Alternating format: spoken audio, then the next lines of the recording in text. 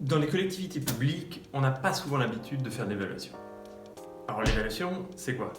Grosso modo, c'est de vérifier que l'action publique, donc les politiques publiques qui sont mises en œuvre sur le territoire, sont utiles, efficaces et transforment effectivement le territoire. Et pour autant, l'évaluation, les collectivités n'en font pas. Pourquoi? Au départ, on a pensé que les collectivités avaient besoin d'outils, de méthodes, de guides pour apprendre à évaluer leurs projets de territoire, leur agenda 21 ou autre programme de développement durable local. Donc il y a eu plein de guides, des outils, des méthodes qui ont été développés pour aider les collectivités à faire de l'évaluation et l'évaluation de leurs actions. Constat, pas plus de collectivités qui font des évaluations. Alors qu'est-ce qui se passe? Eh bien, le problème, c'est qu'on a peur de l'évaluation. L'évaluation, c'est pas dans la culture des administrations. Et c'est pas de la faute des agents, c'est pas de la faute des élus, c'est de la faute d'un peu tout le monde. Et de la faute aussi de l'évaluation. Alors, le ministère de l'Environnement est venu nous voir en disant « Je voudrais qu'on invente un truc, un bidule, qui permette de décrisper un peu les collectivités vis-à-vis de l'évaluation. » Alors, Strategic Design Scenarios et nos collègues Quadrant de Conseil, spécialistes en évaluation des politiques publiques, on s'est mis ensemble et on a commencé à appeler plein de collectivités, plein d'agents, chargés de mission, chargés de projet, en disant « Ok, les gars, est-ce que vous avez déjà fait des évaluations? Si oui, comment vous avez réussi à les faire? Quels ont été les leviers en interne que vous avez réussi à mobiliser pour le faire? Et si non, vous n'avez pas fait d'évaluation, pourquoi il n'y en a pas eu? Qu'est-ce qui a été bloquant? Quelles ont été les raisons? Et on a développé un jeu qui s'appelle Evalophobia. Evalophobia, c'est quoi? Evalophobia, c'est un jeu qui part du principe qu'on a tous une bonne raison de ne pas faire d'évaluation de politique publique. Alors, une bonne raison. On pourrait barrer le bon.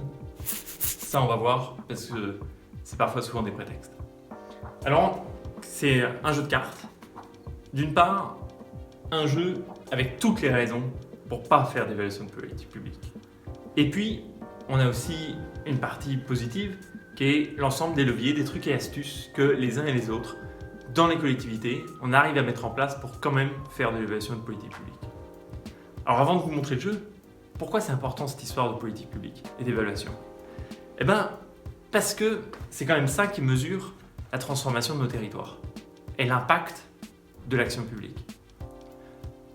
Souvent, on vérifie, dans le meilleur des cas, si les actions qui étaient dans le programme, on les a réalisées.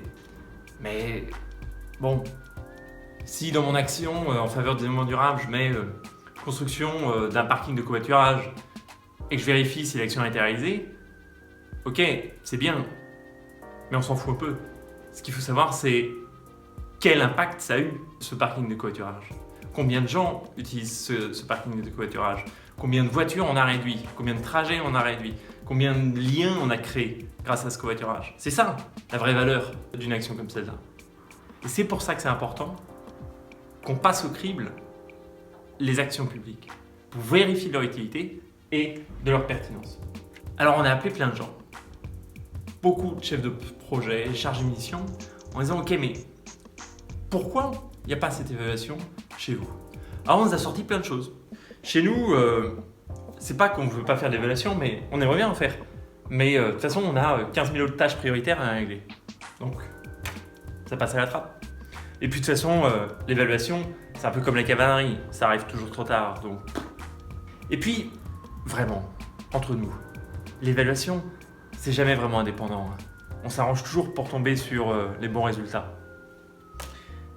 Dans certains cas, évaluer, c'est un peu se tirer une balle dans le pied, parce que quand on sait que le projet marche pas, il vaut pas le crier sur les toits.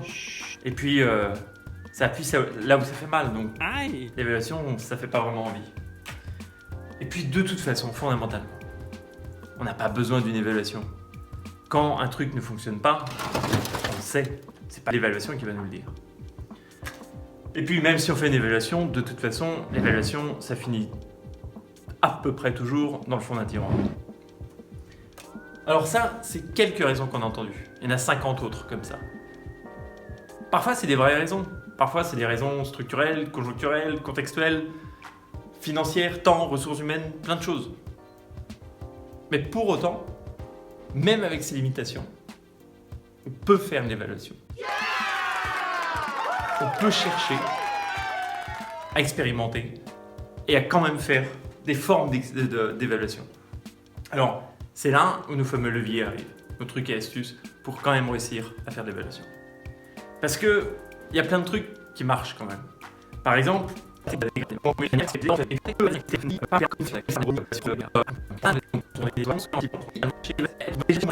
des trucs et des astuces comme ça, il y en a également 50. 56 précisément. Ce jeu, il se joue entre agents, avec les élus, avec les différents niveaux hiérarchiques au sein de l'institution. Le but du jeu, c'est de poser à plat, sur la table, l'ensemble des raisons pour lesquelles il n'y a pas d'évaluation dans notre institution ou dans notre collectivité.